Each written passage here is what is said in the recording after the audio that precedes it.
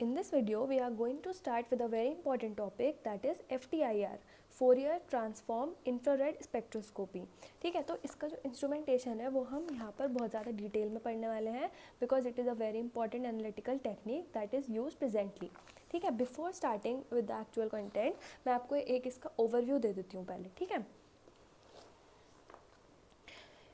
तो जो हमारा फोरियर ट्रांसफॉर्म इंफ्रारेड स्पेक्ट्रोस्कोपी का इंस्ट्रूमेंट है उसमें देखिए क्या होता है कि इंटरफेरोमीटर हम इसको बोलते हैं. ये जो हमारा इसका पार्ट है जो मतलब जहाँ से हम स्टार्ट कर रहे हैं. ठीक है, तो it consist of a radiation source. ठीक है, इंफ्रारेड रेडिएशन सोर्स आ जाएगा यहाँ पर एक. उसमें दो तरह के मिरर होंगे. एक होगा मूविंग मिरर जो हमारी अपनी जगह से मूव करेगा. दूसरा होगा स्टेशनरी मिरर जो अपनी जगह पर इंटैक्ट रहेगा. ठीक है, जो अपनी पोजीशन चेंज नहीं करेगा. फिर आता है बीच में एक बीम स्प्लिटर. ठीक है, जो हमारी जो बीम्स आने वाली हैं उनको स्प्लिट कर देगा. मतलब दो या दो से ज़्यादा बीम्स में उसको डिवाइड कर देगा. फिर क्या होता है यहाँ पे इसके आगे जहाँ तक हमारा जो सैम्पल है वो एब्जॉर्ब होगा, वाइब्रेट होगा. वाइब्रेट क्यों हो रहा है? क्योंकि हमने पढ़ा है कि जो हमारी IR स्पेक्ट्रोस्कोपी है ये हमारी रोटेशनल वाइब्रेशनल स्पेक्ट्रोस्कोपी है. ठीक है, यहाँ पे जो मॉलिक्यूल्स होंगे वो स्ट्रेच और बेंड होंगे. उसकी वजह से क्या होगा, जो हमारी ट्रांसमिटेड लाइट है वो डिटेक्टर पर पहुँचेगी और डिटेक्टर पर पहुँच डिटेक्टर है उसके बाद क्या होगा, वहाँ से पहुँच के वो हमें एक इंटरफेरोग्राम देगी. ठीक है, मतलब एक ग्राफ जो होता है बिटवीन ऑप्टिकल पाथ डिफरेंस और एनर्जी वर्सेस टाइम के बीच. अब देखते हैं the concept of the optical path difference and zero path difference. ठीक है, जो अब ये जो हमारा इंस्ट्रूमेंट है इसमें क्या होता है कि हमारा जो मूविंग मिरर जो हमारे ये बीम स्प्लिटर है और ये मूविंग मिरर है इनके बीच का डिस्टेंस और स्टेशनरी मिरर और बीम स्प्लिटर के बीच का डिफरेंस यूजुअली सेम होता है. अगर हमारा जो इन दोनों के बीच का डिस्टेंस है वो ज़ीरो है मतलब इक्वल पाथ लेंथ है तो हमारे पास क्या आती है, हमारे पास आता है ZPD मतलब ज़ीरो पाथ डिफरेंस. मतलब कोई डिस्टेंस नहीं है स्टेशनरी मिरर और मूविंग मिरर के बीम स्प्लिटर के साथ जो डिफरेंस है वो. ठीक है, दूसरी कंडीशन होती है जब ये जो मूविंग मिरर है ये पीछे की तरफ जाता है. जब ये आगे आया तो ये इसके इक्वल है, पीछे गया तो क्या हुआ, इसका जो डिस्टेंस है वो चेंज हुआ. तो वो आता है हमारा ऑप्टिकल पाथ डिफरेंस. मतलब कि कुछ चेंजेस हैं उनके दोनों के डिस्टेंस में. ठीक है, अब दो कंडीशंस हैं. अगर ज़ीरो पाथ डिफरेंस है तो क्या होंगे, हमारी जो रेज है जो हमारी पीक्स हैं वो इस तरह से ओवरलैप हो जाएंगी और ओवरलैप होकर ये हमें एक लॉन्गिट्यूडनल वेव्स देंगी. ठीक है, तो ये जो लॉन्गिट्यूडनल वेव्स होंगी ये हमारे कंस्ट्रक्टिव इंटरफेरोग्राम हमें देगी जिसकी इंटेंसिटी ज़्यादा होगी.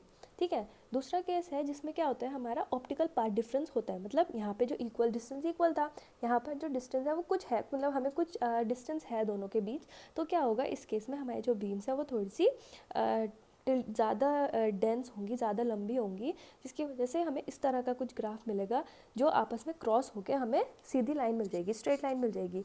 इसको हम बोलते हैं डिस्ट्रक्टिव इंटरफेरोग्राम जिसकी जो इंटेंसिटी है वो लो होती है.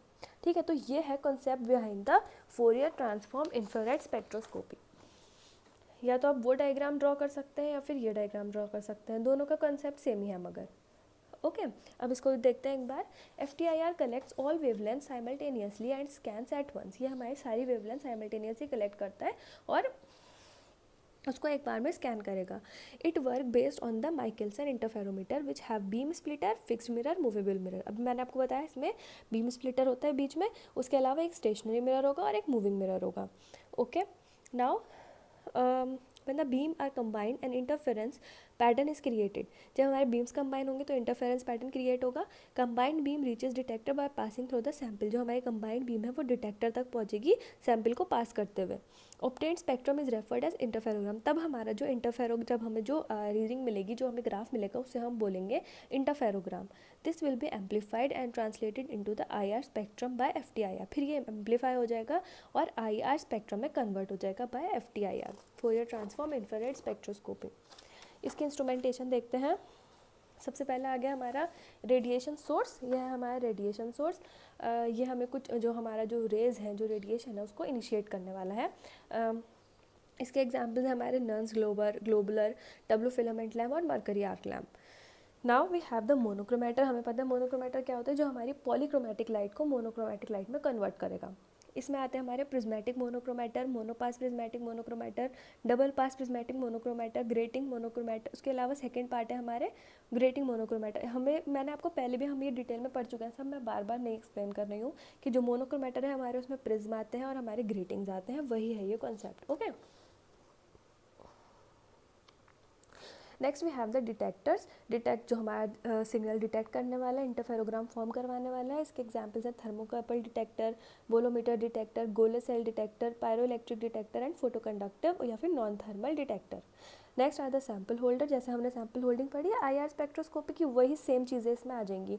सॉलिड, लिक्विड, गैस के जो भी हमने सैम्पल मैंने आपको प्रीवियस वीडियो में बताई है, क्योंकि वो भी ये एक टाइप ऑफ IR स्पेक्ट्रोस्कोपी तो है, तो उसमें जो हमने सैम्पल हैंडलिंग पढ़ी है वही इसमें एप्लीकेबल होगी।